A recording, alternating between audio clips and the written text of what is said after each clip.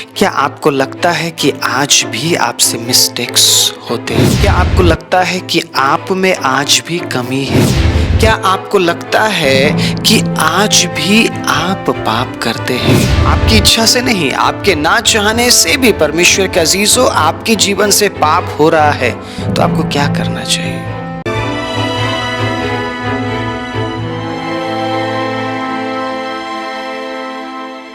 आप सभी को जय मसीह की, प्रभु यीशु मसीह के नाम से मैं आप सभी का स्वागत करता हूं आज के वचन के लिए। परमेश्वर के अजीज हो, क्या आपको लगता है कि आज भी आपसे मिस्टेक्स होते हैं? क्या आपको लगता है कि आप में आज भी कमी है? क्या आपको लगता है कि आज भी आप पाप करते हैं? आपकी इच्छा से नहीं, आपके ना चाहने से भी परमेश्वर के अजीजों आपके जीवन से पाप हो रहा है, तो आपको क्या करना चाहिए?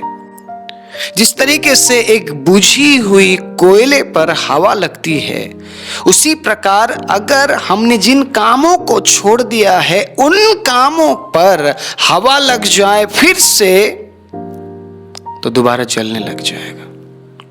कुछ दिन पहले मैंने जिक्र किया था इस बात का।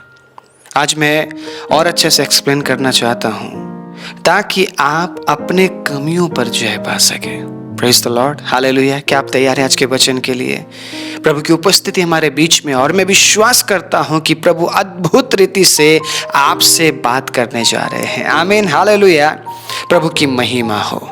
अगर आप चाहते हैं कि आप उन तमाम कामों पर विजय पाए जिन कामों को आप नहीं करना चाहते हैं, या जिन कामों को परमेश्वर आपके जीवन में पसंद नहीं करता है, तो आपको क्या करना चाहिए? आइए प्रभु के वचन से जानते हैं। यशाया 55 उसके 3 में कुछ इस प्रकार लिखा है, सुनिएगा। कान लगाओ, ठीक है, और मेरे पास आओ। कान लगाओ और मेरे पास आओ। इसका मतलब जब आप परमेश्वर के पास आते हैं, या जब परमेश्वर आपको बुलाते हैं, आप कान से अच्छे से सुनने वाले होने चाहिए। अगर सुनने में आपको प्रॉब्लम है, अगर सुनने में आपको दिक्कत है, तो परमेश्वर के अजीजों, मुझे माफ कीजिएगा, कोई दूसरा रास्ता नहीं है कि आप अपने पाप पर विजय पा सके। अगर आपको लगता है तो, लेकिन अगर आपको ऐसा लगता है कि मैं बिल्कुल परफेक्ट हूं, मुझ में कोई कमी नहीं है, मुझसे कोई गलती नहीं होती है, मैं पाप नहीं करता हूं, तो परमेश्वर के अजीजों, इस प्रचार को आप स्किप कर सकते हैं, किसी और प्रचार को आप सुन सकते हैं।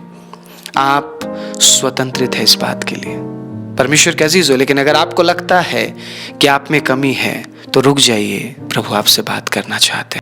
प्रभु के काम को हम कई साल बाद समझते हैं। कई बार लोग एक दूसरे से अलग हो जाते हैं, उसके बाद उन्हें पता चलता है, उसके बाद उनको रियलाइज होती है कि हमें ऐसा नहीं करना चाहिए था। बहुत से शादी में दरार आ जाती है, राइट? उस समय उनको ऐसा महसूस नहीं होता कि अगले 10 साल बाद या 20 साल बाद मुझे कैसा महसूस होगा, मेरे सामने कितने चैलेंजेस होंगे। उस समय वो इस बात को नहीं सोचते हैं। उस समय क्या सोचते हैं? बस हमें अलग होना है, हमें अलग होना है। क्योंकि कमी किस बात की थी? इस वचन की। जहां वचन नहीं है वहां मेल मिलाप नहीं है। हालेलुया। जहां वचन नहीं है वहां प्रेम नहीं है, परमेश्वर के अजीजों। जहां वचन नहीं है वहां दया नहीं है, वहां क्षमा नहीं है। तो जहां क्षमा नहीं है, प्रेम नहीं है, दया नहीं है, वहां यूनिटी कहां से होगी? शैतान जानता है प्रभु के वचन से प्रेम बढ़ता है, प्रभु के वचन से क्षमा बढ़ती है, दया बढ़ती है। इसीलिए वो वचन एक्सेप्ट नहीं करता, क्योंकि वो ना प्रेम पसंद करता है, ना दया पसंद करता है, और ना ही क्षमा पसंद करता है। उसे बस क्या करना है? लोगों को अलग करना है, यूनिटी को भंग करना है। क्योंकि जहां यूनिटी है वहां पावर है। आमीन। पावर कैसे आता है? जहां यूनिटी है वहां प्रभु की उपस्थिति है। हालेलुया। आपके अंदर पावर है, या मेरे अंदर पावर है, या इंसान के अंदर पावर है करके नहीं बोल रहा हूं। सामर्थ प्रभु के उपस्थिति से है। हालेलुया। जहां यूनिटी है वहां प्रभु की उपस्थिति है, और शैतान ये नहीं चाहता है कि आपके परिवार में यूनिटी हो। हालेलुया। प्रभु ने कहा, प्रभु यीशु मसीह ने, कि जहां 2 या 3 यीशु के नाम से इकट्ठे हैं वहां पे उसकी उपस्थिति है। 2 या 3 का मतलब यूनिटी को दर्शाया गया है। आमीन। यूनिटी को दर्शाया गया है, और जहां यूनिटी है वहां प्रभु की उपस्थिति है। लेकिन जहां झगड़ा है, जहां विवाद है, वहां शैतान की उपस्थिति है, क्योंकि शैतान यूनिटी पसंद नहीं करता है। शैतान जानता है अगर परमेश्वर के लोग यूनिटी में आ जाए, अगर एक मसीही परिवार यूनिटी में आ जाए तो वो बहुत कुछ कर सकते हैं। Praise the lord, hallelujah. एकता में ताकत है, क्योंकि एकता में प्रभु की उपस्थिति है, इसीलिए ताकत है। आपका और मेरा ताकत इंपॉर्टेंट नहीं है। आमीन। आपका और मेरा सामर्थ्य, हमारा ताकत मायने नहीं रखता है, प्रभु की उपस्थिति मायने रखता है। अगर परमेश्वर ने कह दी तुम्हारे बीच में यूनिटी होगी तभी मैं आऊंगा, तो वो हमारे बीच में यूनिटी होने से ही आएंगे। मैंने अपने आंखों से परमेश्वर के अजीजों इस बात को होते हुए देखा है। जहां यूनिटी है वहां प्रभु की उपस्थिति है। कई बार ऐसा होता है ना कि आप प्रभु की उपस्थिति को महसूस नहीं कर पाते। किसी एक ऐसे भीड़ में आप जाते हैं, प्रॉब्लम क्या है, वहां पे किसी का मन एक नहीं है, मतलब कोई भी एक विचार के साथ नहीं आया है। वहां पे सब अलग अलग विचारों के साथ है। अगर कोई आराधना भी कर रहा है तो वो अलग अलग विचारों में वो परमेश्वर की आराधना कर रहे होते, इसलिए प्रभु की उपस्थिति वहां पे नहीं उतरती है। इसलिए कलीसिया को यूनिटी में आना जरूरी है, एक ही विचार में आना जरूरी है, क्योंकि हमारा एक ही परमेश्वर है। आमीन।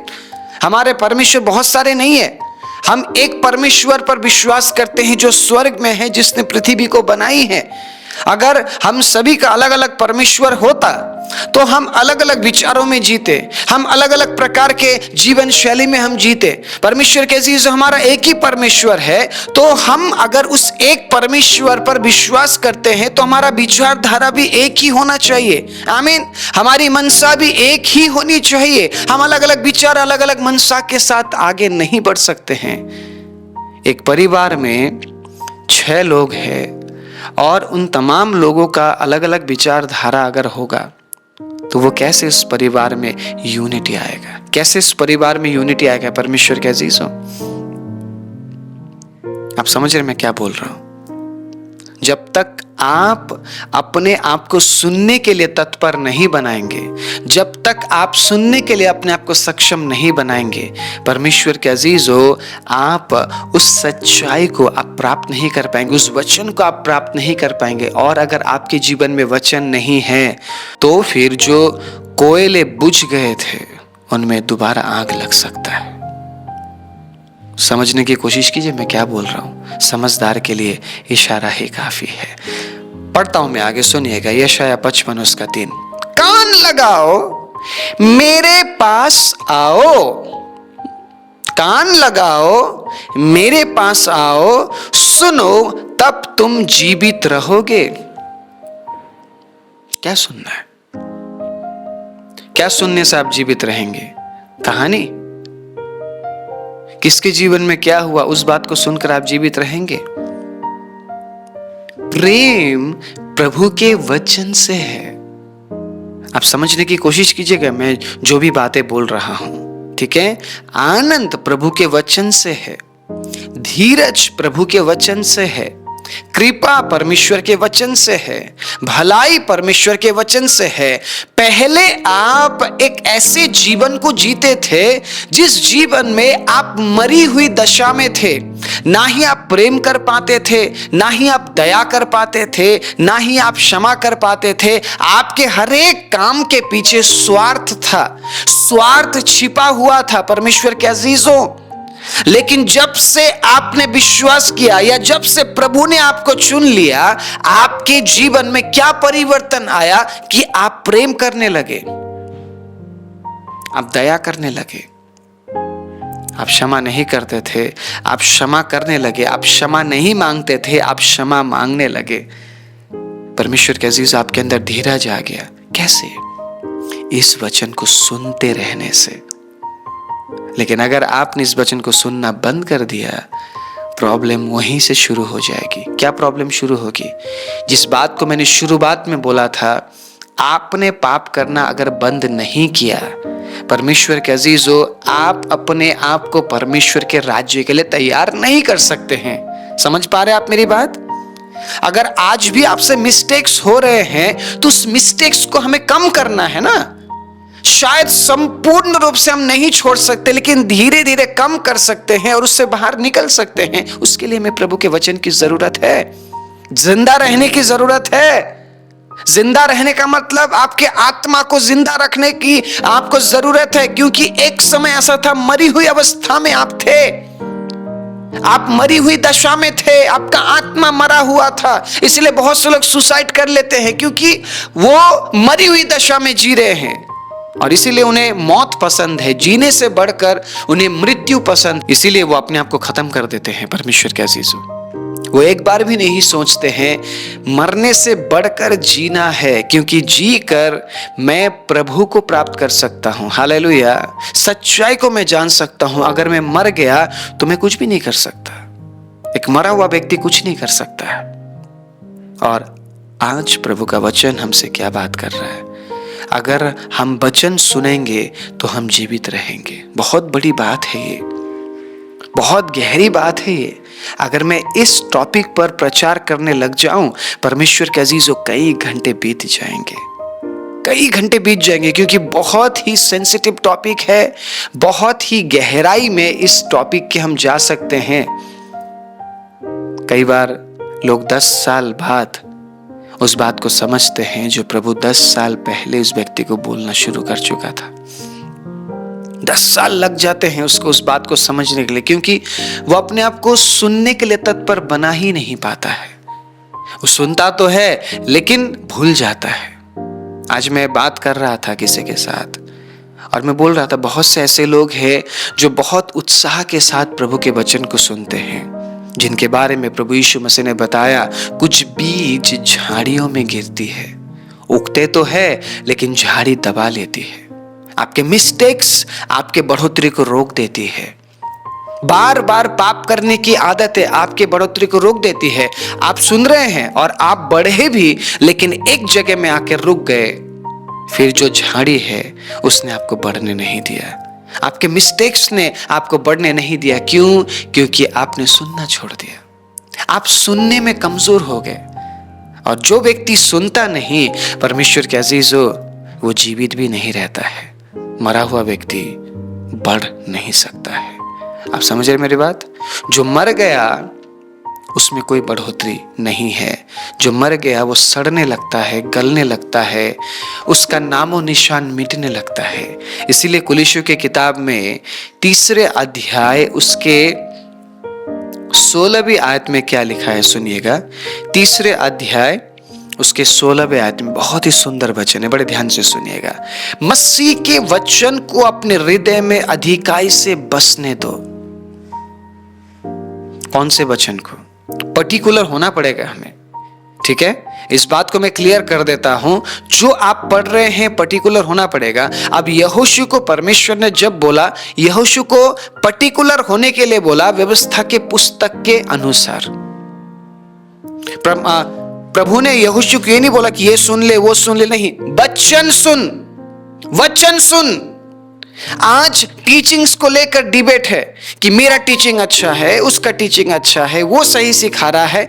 इंसान कभी परफेक्ट बन ही नहीं सकता। इस बात को लिख लीजिए और बार बार इस बात पर विचार कीजिए और खुद को बोलिए कि इंसान परफेक्ट नहीं बन सकता है। इंसान कमजोर है, इंसान घास के समान है, आज और कल नहीं। हम क्या सिखाएंगे लोगों को? परमेश्वर के अजीजों, क्या सिखाएंगे हम? क्या हमारे पास इतनी बुद्धि है कि जो बातें लिखी हम सब कुछ सिखा दें? क्या हम इतने बुद्धिमान बन गए हैं? जो ज्ञान है, पौलुस कहते हैं, जो आज हमारे पास ज्ञान है वो अधूरा है, जो भविष्यवाणी है वो अधूरी है, ताकि एक दिन हम हमारे जीवित परमेश्वर तक पहुंच सके। अगर आपके पास संसार में सब कुछ आपको मिल जाए, आप ईश्वर को क्यों ढूंढेंगे? आप परमेश्वर को क्यों ढूंढेंगे? आप अगर सब कुछ कंप्लीट आपको मिल जाए इस संसार में, आप परमेश्वर को तो ढूंढेंगे ही नहीं। परमेश्वर की जरूरत ही नहीं है इंसान को, अगर इंसान सब कुछ प्राप्त कर ले इस संसार में। इसीलिए जो भी है इनकम्प्लीट है। हालेलुया। वो जानता है अगर इंसान कंप्लीट हो जाए पृथ्वी में तो वो मेरे पास आएगा क्यों? समझ रहे हैं आप? इसीलिए परमेश्वर ने इंसान की उम्र को घटा दिया। एक समय था इंसान कई सौ साल जीता था, 900 साल, ठीक है, उससे भी बढ़कर उम्र लोगों को मिला है। लेकिन परमेश्वर ने सोचा अगर ऐसे ही मैं इन्हें कई कई साल में देता रहूं तो ये मेरे पास आने के लिए कभी सोचेंगे भी नहीं, तैयारी भी नहीं करेंगे। इन्हें पता है कि मेरे पास इतना उम्र है, मैं ऐसे जीऊंगा। आज बहुत से लोग निश्चिंत है कि उनके पास 80 साल है बोलकर। बहुत से लोग निश्चिंत बैठे हुए, वो कहते हैं अरे 40 साल मजे कर लेते हैं, बाकी 40 साल देख लेंगे, जप लेंगे, उसका नाम जप लेंगे, हाँ, प्रार्थना कर लेंगे, कलीसिया में चले जाएंगे, लेकिन अभी जवानी तो एंजॉय करने दो। आप क्या बोल रहे हैं ये आपको भी नहीं पता परमेश्वर के अजीजों, क्योंकि 40 साल जो बहुत ही बेहतरीन साल प्रभु ने आपको दिया, उस 40 साल में ही अगले 40 साल के लिए आपको तैयारी करना पड़ेगा। आप समझ रहे मेरी बात? और जब आप अगले पड़ाव में पहुंचते हैं तो आपको अनंत जीवन के लिए तैयारी करना पड़ेगा, और ये उम्र रहते ही आप कर सकते हैं। बुजुर्ग अवस्था में आप नहीं कर सकते। आप एक बुजुर्ग और एक जवान में क्या फर्क है? क्या फर्क है एक बुजुर्ग एक जवान में? एक बुजुर्ग शायद घुटना नहीं टेक सकता, लेकिन एक जवान घुटना टेक सकता है। एक बुजुर्ग शायद हाथ नहीं उठा सकता, लेकिन एक जवान हाथ उठा सकता है। एक बुजुर्ग शायद गीत नहीं गा सकता है, लेकिन एक जवान गीत गा सकता है। एक बुजुर्ग शायद प्रचार नहीं कर सकता है, लेकिन एक जवान प्रचार कर सकता है। प्रभु को आपका जवानी दीजिए, आपका बुढ़ापा नहीं। अगर आप जवानी में प्रभु के साथ चलते हैं तो वो बुढ़ापे में आपका सहारा बनेगा, वो आपको छोड़ेगा और त्यागेगा नहीं। लेकिन अगर आप ये सोचते हैं जवानी मुझे एंजॉय करने के लिए मिली है, तो एक बहुत ही गलत विचार में आप हैं। जवानी आपके एंजॉय के लिए नहीं है, जवानी इसलिए है ताकि जो काम प्रभु आपसे लेना चाहता है वो उस जवानी में आपसे ले सके। परमेश्वर के अजीजों, प्रभु के वचन को अधिकाई से बसने दो बोला है, और ये एक दिन में नहीं हो सकता है, एक साल में नहीं हो सकता है, समय लगता है। लेकिन जब आप समय लेते हैं उस दौरान आपको उस वचन में बने रहना पड़ेगा और बढ़ते रहने की कोशिश करनी पड़ेगी। मान लीजिए 10 साल पहले आपने एक वचन पढ़ा, 10 साल बाद भी आपकी स्थिति यही है कि आप उसी वचन को पढ़ रहे और आपको समझ नहीं आ रहा। कितना हद तक आपने अपने आप को सक्षम बनाया कि आप उस वचन को समझे और उसके अनुसार करें। अगर आपको एक आयत पूरा करने में या एक वचन अपने जीवन में लागू करने में 10 साल लग रहा है, तो आपके पास कितना उम्र है या आपको भी नहीं पता। हमें नहीं पता हमारे पास कितना उम्र है, राइट? मैं सही बोल रहा हूं? अगर आज आप दावा कर रहे हैं कि मैं 100 साल जीऊंगा, किस हिसाब से आप दावा कर रहे हैं? किस हिसाब से दावा कर रहे हैं आप? आपको पता है कि आप 100 साल जिएंगे या 50 साल जिएंगे, 60 साल जिएंगे? हम में से किसी को नहीं पता। इंसान के जीवन में सब कुछ अच्छा चल रहा होता है, अचानक कुछ ऐसा होता है, गायब, इंसान चला जाता है। मैंने बहुत से ऐसे लोगों को देखा, अच्छे थे, सब कुछ सही था, लेकिन अचानक एक बीमारी उनके जीवन में आई और वो चले गए। आज नहीं है, आज वो इस संसार में नहीं है। हम कोई भी दावा नहीं कर सकते हैं कि मैं 100 साल जीऊंगा। हाँ, प्रभु से उम्र मांगिए, उसमें कोई गलत बात नहीं है। लंबे उम्र के लिए प्रार्थना कीजिए, क्योंकि आपको समय लग रहा है प्रभु में बढ़ने में।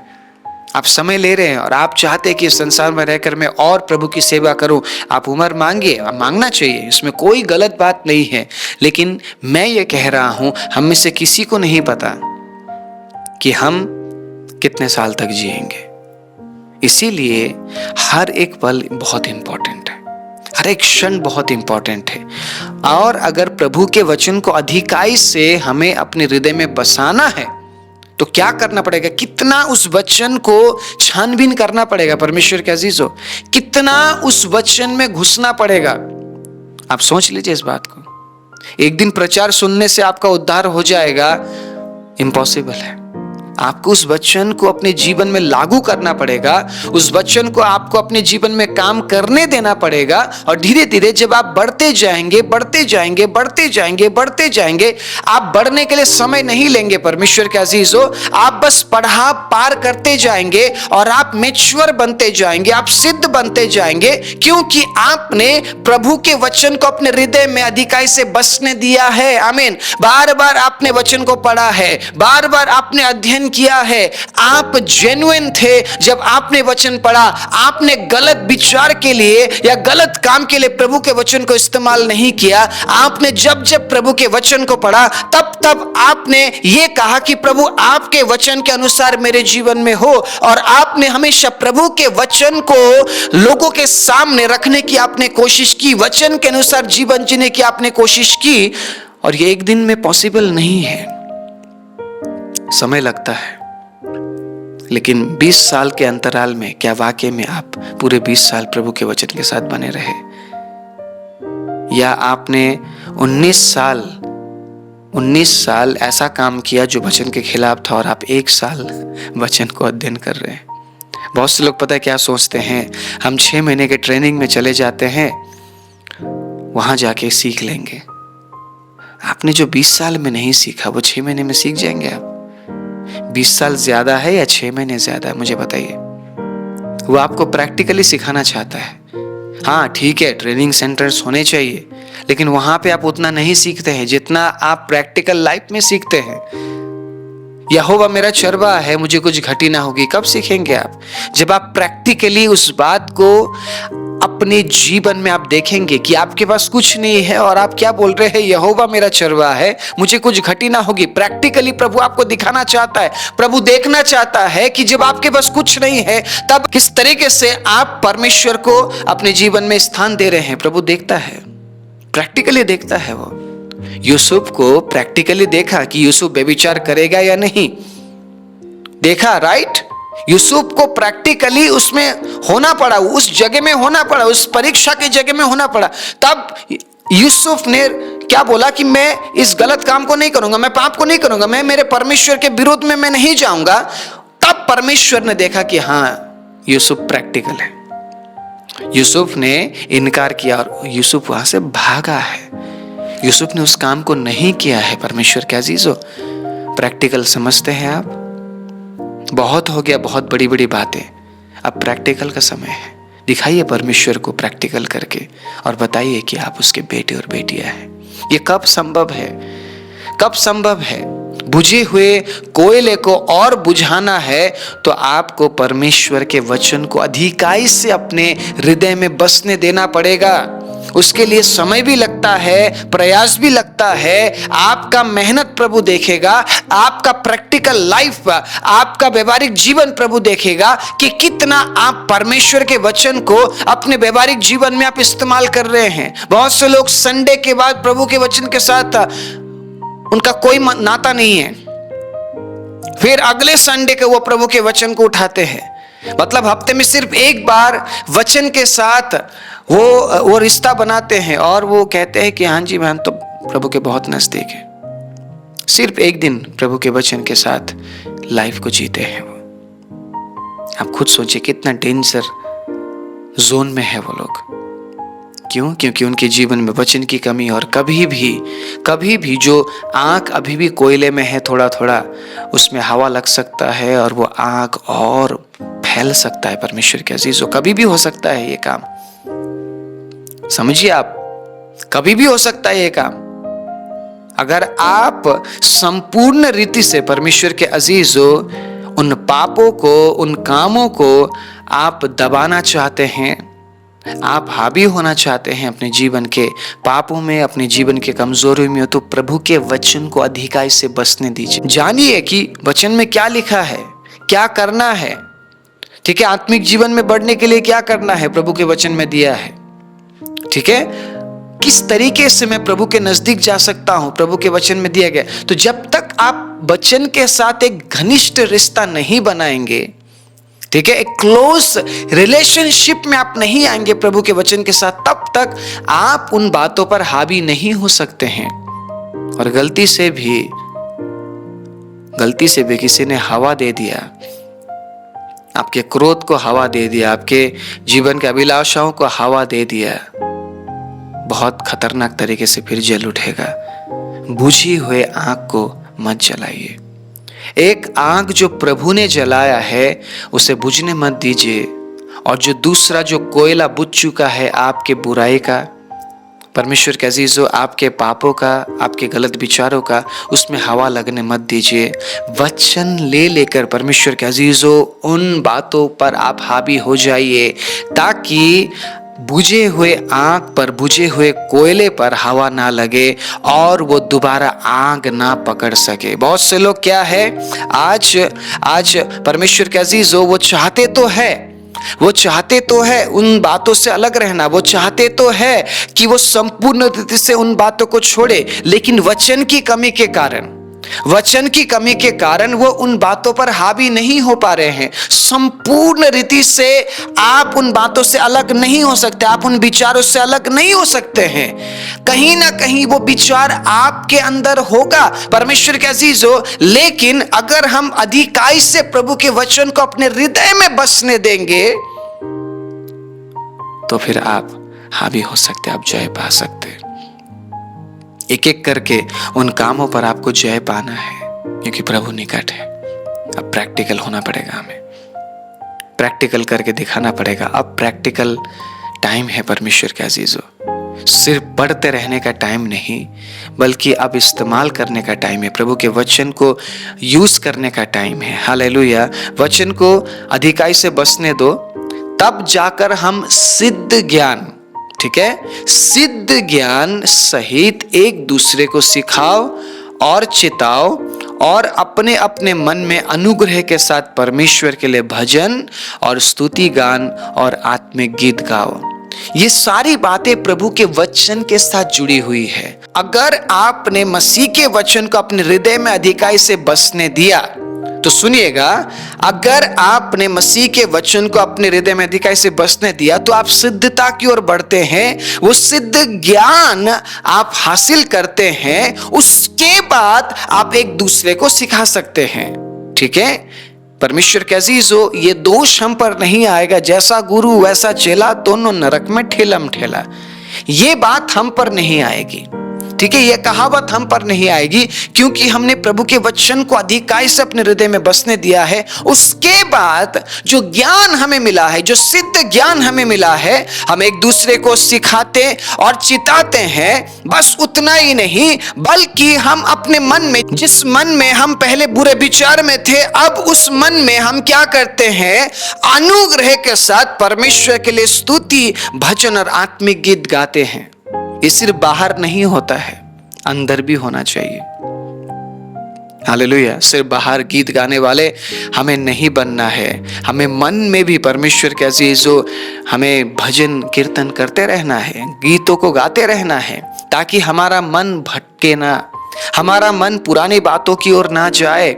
और ये दर्शाता है आत्मिकता के बारे में। अगर आप परमेश्वर के अजीजों वचन को अपने जीवन में बसने देंगे, वचन को अपने हृदय में बसने देंगे, तो आप ज्ञानी बनेंगे, आप अच्छे टीचर बनेंगे और परमेश्वर के अजीजों आप आत्मिक जीवन में भी बढ़ते जाएंगे। हालेलुया। परिवारों में यूनिटी चाहिए, कलीसिया में यूनिटी चाहिए, तो वचन बहुत इंपॉर्टेंट है। एक बार पढ़ने से नहीं होगा, अधिकाई से बसने देने के लिए बोला है। इसका मतलब क्या है, जो भी बातें हमारे जीवन में है, उन तमाम बातों से ऊपर हमें वचन रखना है। ओवरफ्लो होना पड़ेगा प्रभु का वचन हमारे जीवन में। हालेलुया। ओवरफ्लो होने दीजिए प्रभु के वचन को, तब जाकर आप उन तमाम बातों पर जय पा सकते हैं जो आपकी कमजोरी है, जो आपकी नाकामी है। उन तमाम बातों पर आप जय पा सकते हैं सिर्फ और सिर्फ प्रभु के वचन को अपने जीवन में अधिकाई से, अपने हृदय में अधिकाई से बसने देने से। आइए अपने आंखों को बंद करें। राजाओं के राजा, प्रभुओं के प्रभु, बहुत से लोग जो आज सुन रहे हैं वो स्ट्रगल कर रहे होंगे पिता प्रभु, वो उन तमाम कामों से छुटकारा पाने की कोशिश तो कर रहे होंगे, लेकिन वो प्राप्त नहीं कर पा रहे हैं। पिता, हमारी प्रार्थना है आज जो वचन हमारे बीच में आया प्रभु, उस वचन के अनुसार प्रभु हम अपने आप को तैयार कर सके, ताकि जो कोयले बुझ चुके हैं पिता, उसमें दोबारा आग ना लगे, बल्कि हम उन तमाम बातों पर, उन तमाम कामों पर हावी हो जाए प्रभु, आपके वचन को अधिकाई से अपने हृदय में बसने देने से, ताकि प्रभु हम अपने आप को और दूसरों को भी तैयार कर सके। सारी महिमा दर आपको देते हुए आपके बच्चों के जीवन में आपके चंगाई के, छुटकारे के आशीष की घोषणा करते हुए प्रार्थना प्रभु यीशु मसीह के नाम से मांगते हैं, आमीन।